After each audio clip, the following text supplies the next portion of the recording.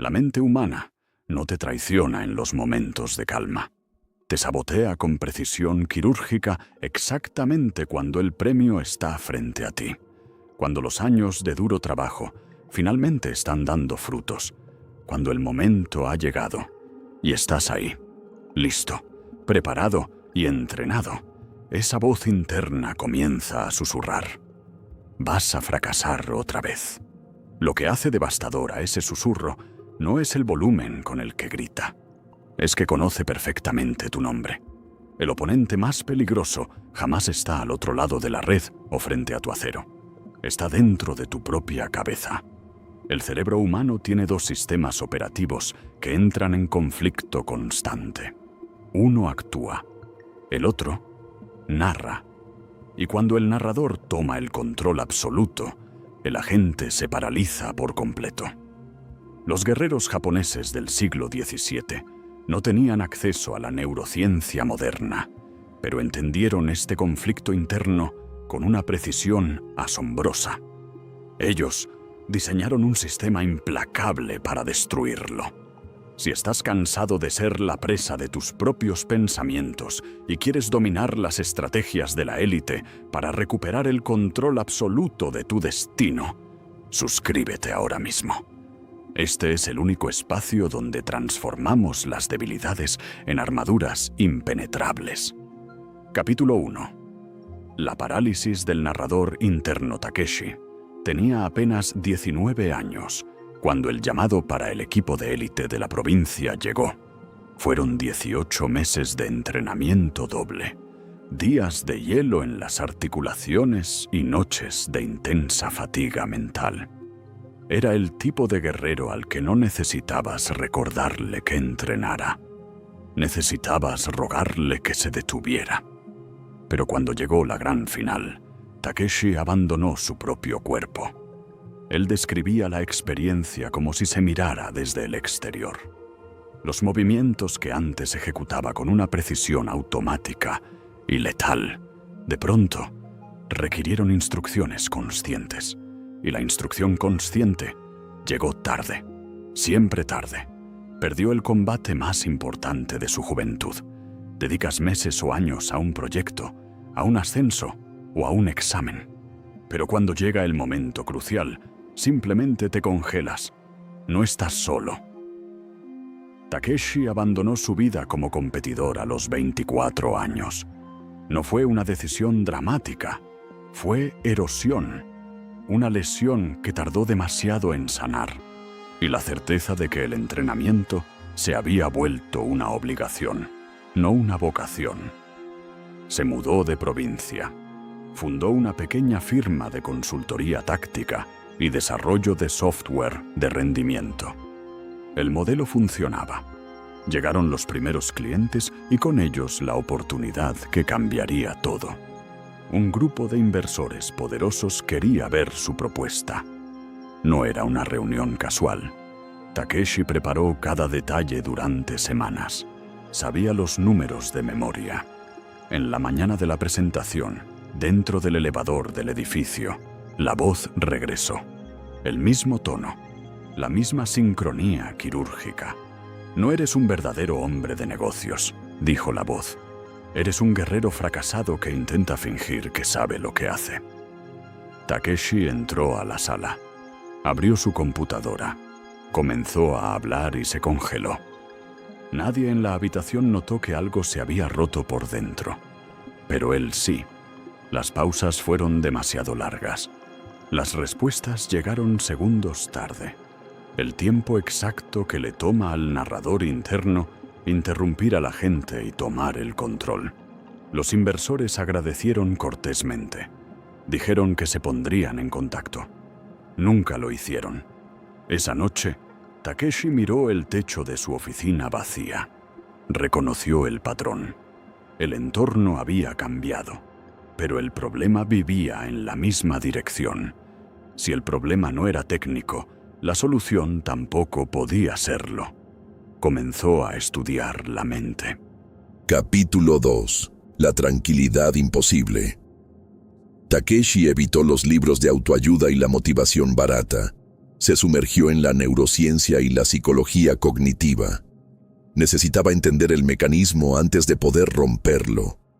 Lo que encontró en los primeros meses fue perturbador por su precisión. El cerebro humano no fue diseñado para la verdad. Fue diseñado para la supervivencia. Y estas dos cosas suelen ser opuestas. El trabajo del neurocientífico Antonio Damasio abrió sus ojos. Damasio estudió pacientes con daños específicos en la corteza prefrontal ventromedial, individuos que perdieron la capacidad de procesar emociones. La hipótesis inicial dictaba que, sin emociones que distorsionaran su juicio, estas personas tomarían decisiones sumamente racionales. Lo que descubrió fue lo contrario. Sin acceso emocional, los pacientes eran incapaces de tomar cualquier decisión. Analizaban opciones indefinidamente y listaban pros y contras con precisión matemática, pero jamás elegían. La elección no nace de la lógica pura. Surge de un sistema integrado donde el pensamiento y el sentimiento son el mismo proceso. Takeshi comprendió su error. Había pasado años intentando suprimir su nerviosismo antes de competir, tratando el pensamiento y el sentimiento como enemigos. Pero la ciencia demostró que esto es neurológicamente imposible. No controlas la mente suprimiendo el cuerpo, solo la fragmentas. Además, el cerebro opera basándose en la predicción, no en la percepción. No procesa la realidad tal como es en el momento. Compara lo que sucede con lo que predijo que sucedería y actualiza su modelo cuando la predicción falla. Si un guerrero siempre pierde cuando el combate se vuelve difícil, su cerebro construye un modelo predictivo rígido. Ese modelo dice que las situaciones de alta presión terminan en fracaso. Al llegar la tensión, el cerebro no espera los datos reales. Activa el modelo automáticamente antes de que la lógica consciente intervenga. La voz en el elevador no era una debilidad de carácter. Era el modelo predictivo cumpliendo su función con perfecta eficiencia. La neurociencia explica qué ocurre, pero no te dice qué hacer. Para encontrar la salida, Takeshi tuvo que buscar en un terreno donde la muerte se contemplaba a diario. Capítulo 3. Shino Meiso y el fin de la anestesia. Takeshi encontró el primer fragmento de la solución en un viejo libro de historia feudal comprado por accidente en una tienda de textos usados. El documento describía las prácticas de los guerreros del clan Yagyu durante el período Edo. Los maestros del clan no entrenaban a sus aprendices para ser valientes mediante el endurecimiento emocional. Lo hacían eliminando el miedo a lo desconocido a través de la contemplación diaria y sistemática de su propia muerte. Esta práctica se conoce como Shino Meiso. Las enseñanzas del Hagakure, dictadas por el samurái Yamamoto Tsunetomo a principios del siglo XVIII, resuenan con una fuerza brutal en este principio. La frase más incomprendida del texto afirma que el camino del samurái se encuentra en la muerte y que, ante dos opciones, simplemente se debe elegir morir. Una lectura superficial sugiere fanatismo o nihilismo. Yamamoto hablaba de algo más profundo. Hablaba de lo que le ocurre a la mente cuando dejas de fingir que tienes tiempo ilimitado. El cerebro tolera el autoengaño porque opera bajo la suposición implícita de que habrá un mañana para corregir el rumbo. Sabes que evitas la conversación difícil, pero te dices que hay un mañana. Sabes que huyes de la decisión crucial, pero te convences de que queda la próxima semana. El autoengaño sobrevive en el espacio creado por la ilusión del tiempo infinito. Empujamos los plazos siempre hacia el futuro. Shino Meiso destruye ese espacio de comodidad. No es un ejercicio de desesperación, sino de claridad absoluta. El samurái que medita en su muerte cada mañana entrena su mente para operar sin la anestesia del después. Sin esa anestesia, el cerebro deja de construir narrativas protectoras. La protección pierde sentido cuando aceptas que el presente es lo único certero. Takeshi sintió resistencia física al principio. El cerebro, construido para la supervivencia, trata esta contemplación como una amenaza directa y activa mecanismos de evasión. Pero el joven perseveró. Cada mañana, antes de encender su equipo de trabajo, se sentaba en silencio durante 3 minutos con una sola pregunta. Si hoy fuera mi último día, ¿qué estaría evitando en este momento? No era una metáfora motivacional. Era una pregunta quirúrgica dirigida a una mente real. Al principio su mente hacía ruido y recordaba tareas pendientes para escapar del ejercicio. En la segunda semana, la claridad dolió. Se dio cuenta de que llevaba semanas posponiendo una llamada a un cliente importante por puro miedo a la confrontación. Llamó esa misma mañana. La conversación fue tensa, pero necesaria, y terminó mucho mejor que cualquier versión catastrófica creada por su mente. El problema no era la llamada, era el patrón de evasión que alimenta la voz interna. Detente un segundo.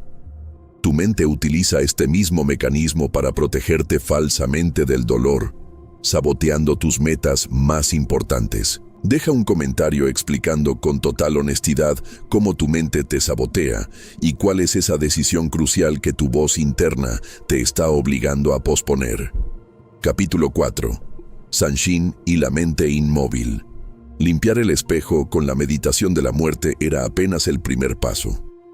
Takeshi necesitaba una herramienta para el instante preciso en que la hoja de la espada estaba en movimiento. Así fue como encontró el concepto de Sanshin, la conciencia residual. Existe un error común al interpretar las filosofías marciales orientales.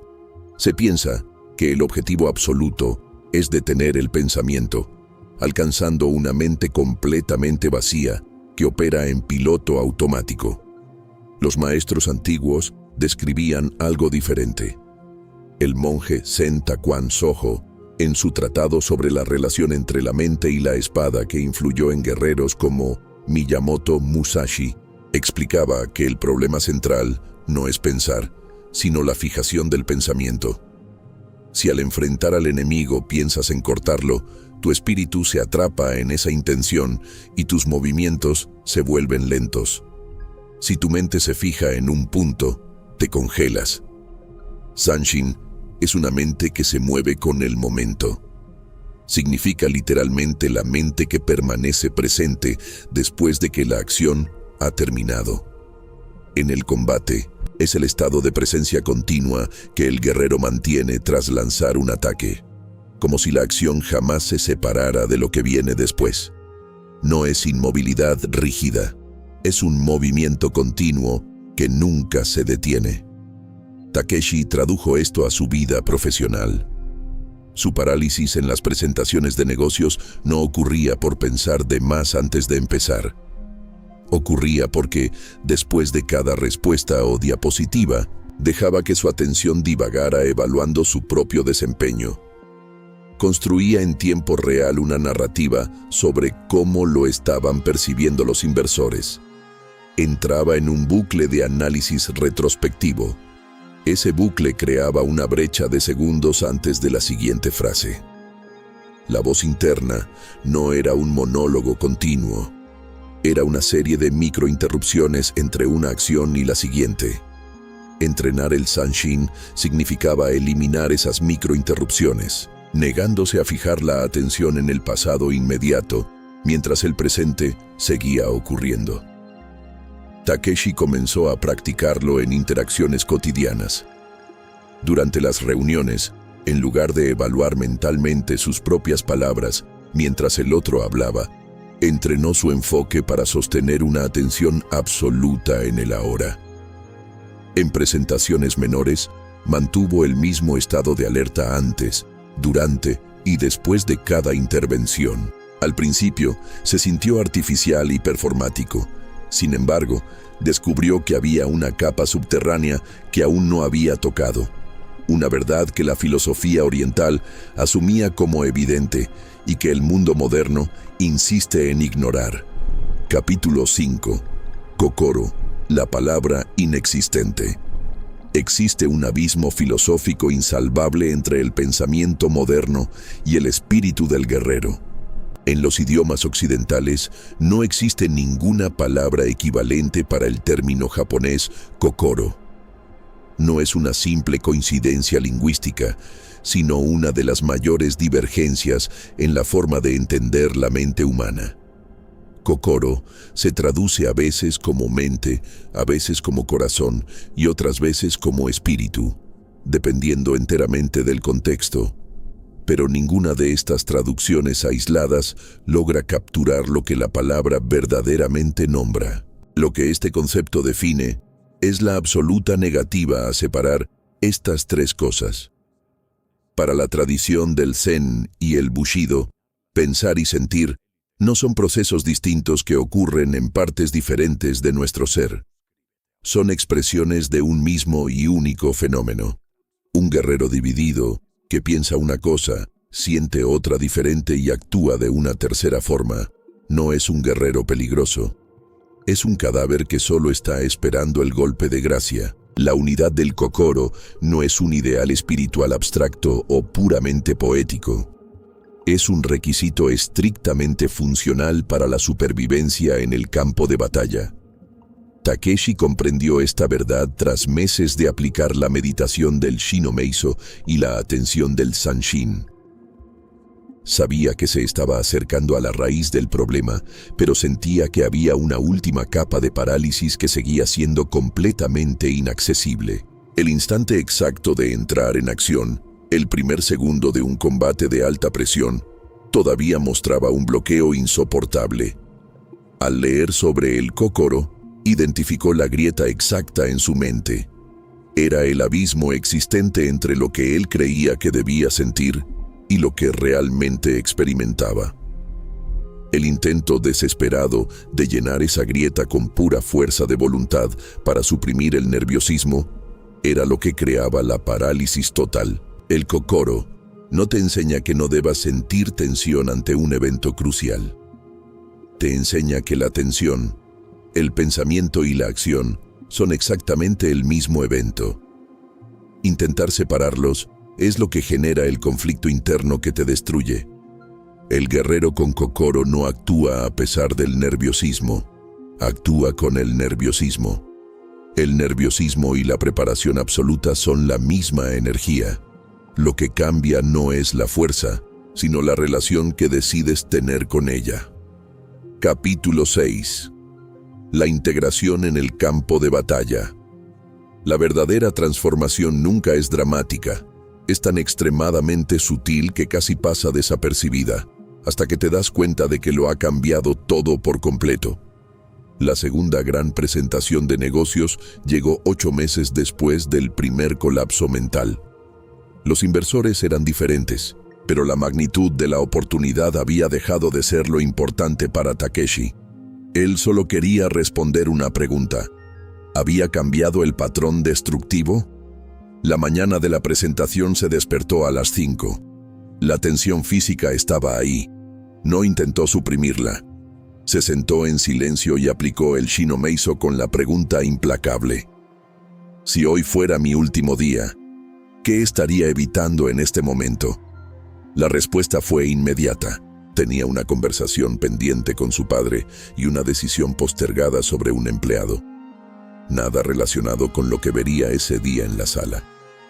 Descubrió que la voz del elevador no nacía por la presentación en sí. Nacía de todo lo que permanecía sin resolver bajo la superficie. Cuando no dejas cabos sueltos que evitar, la voz del autosabotaje se queda sin combustible. Takeshi entró al elevador y esperó. La voz no apareció con fuerza. Había tensión y pulso acelerado, pero no había narrativa. No había un monólogo interno que transformara los síntomas en una prueba de fracaso inminente. Eso es el Kokoro en acción. La presencia pura del sentimiento sin la historia trágica que solemos construir. Abrió la sesión y mantuvo el Zanshin de manera impecable. Sostuvo la atención entre cada bloque, anulando las microinterrupciones de juicio sobre el pasado inmediato. Cuando surgió una pregunta difícil, respondió con lo que sabía. Cuando no sabía la respuesta, lo admitió con calma, sin permitir que comenzara la espiral de pánico. Al terminar, uno de los inversores le dijo que lucía completamente a gusto.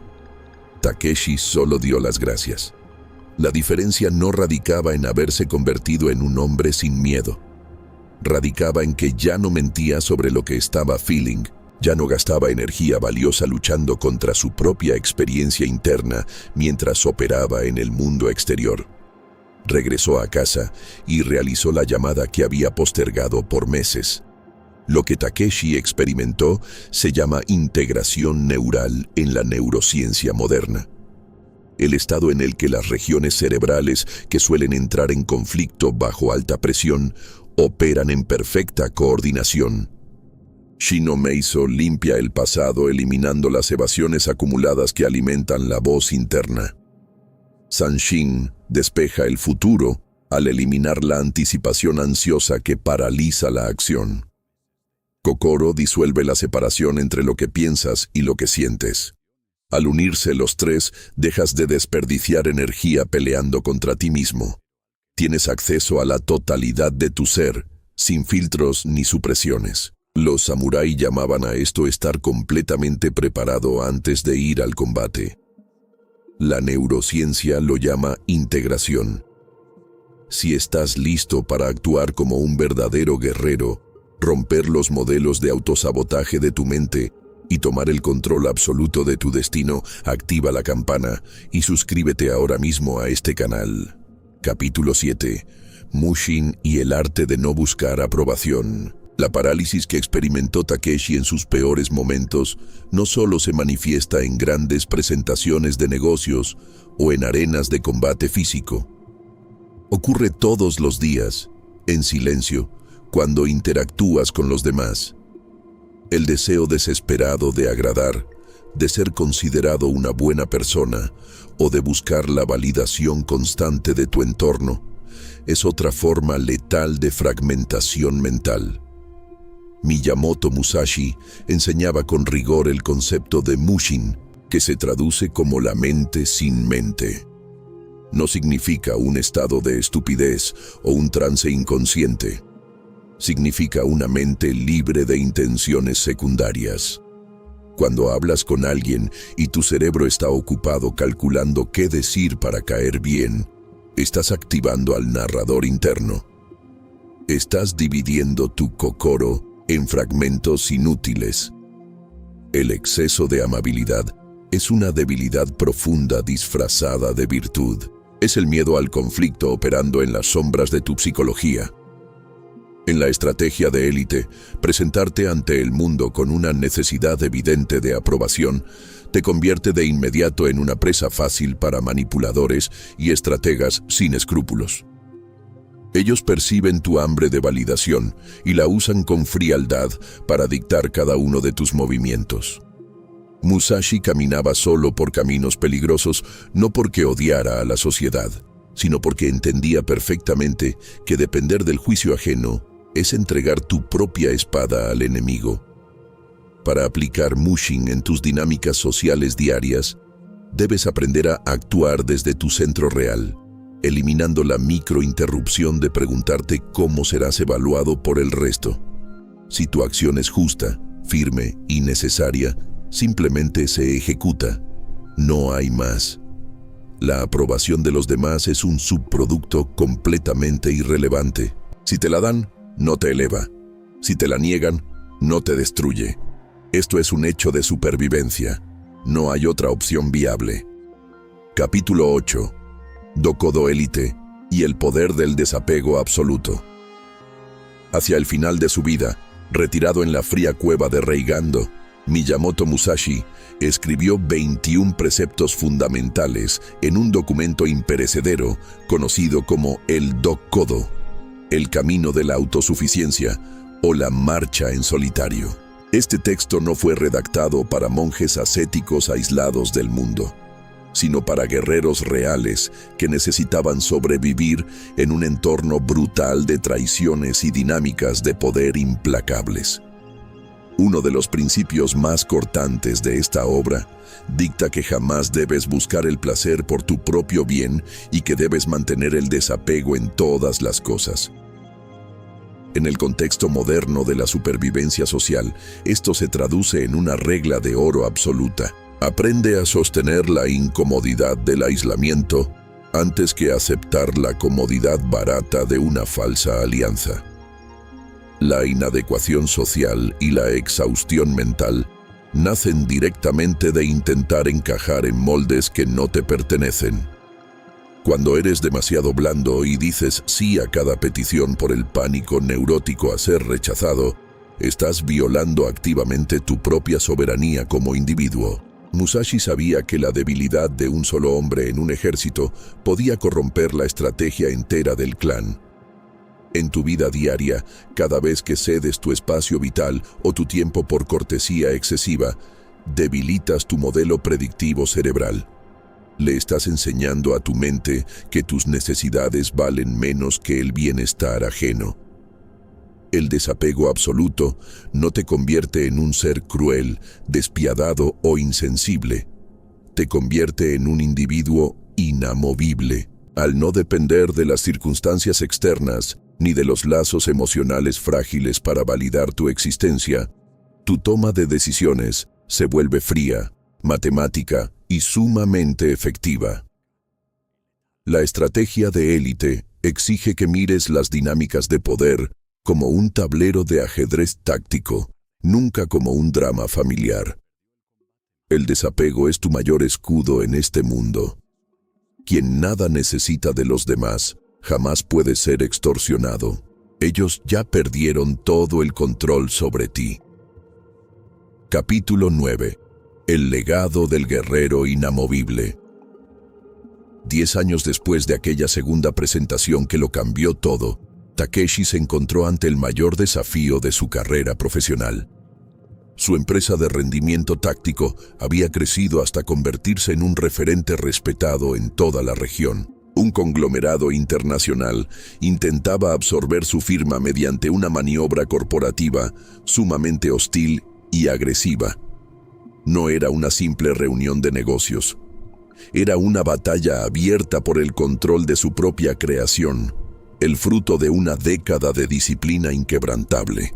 La sala de juntas del piso más alto estaba llena de abogados fríos, estrategas despiadados y ejecutivos que buscaban intimidarlo con números masivos y amenazas legales veladas. El entorno era de una presión asfixiante. El aire parecía pesado.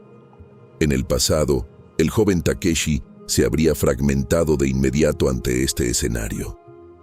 El narrador interno habría inundado su mente con el miedo absoluto a perderlo todo, reactivando los viejos modelos predictivos de fracaso y obligándolo a actuar a la defensiva de forma torpe.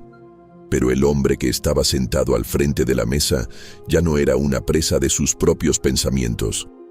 Esa mañana, fiel a su disciplina implacable, Takeshi se había sentado en silencio a realizar el Shino Meiso.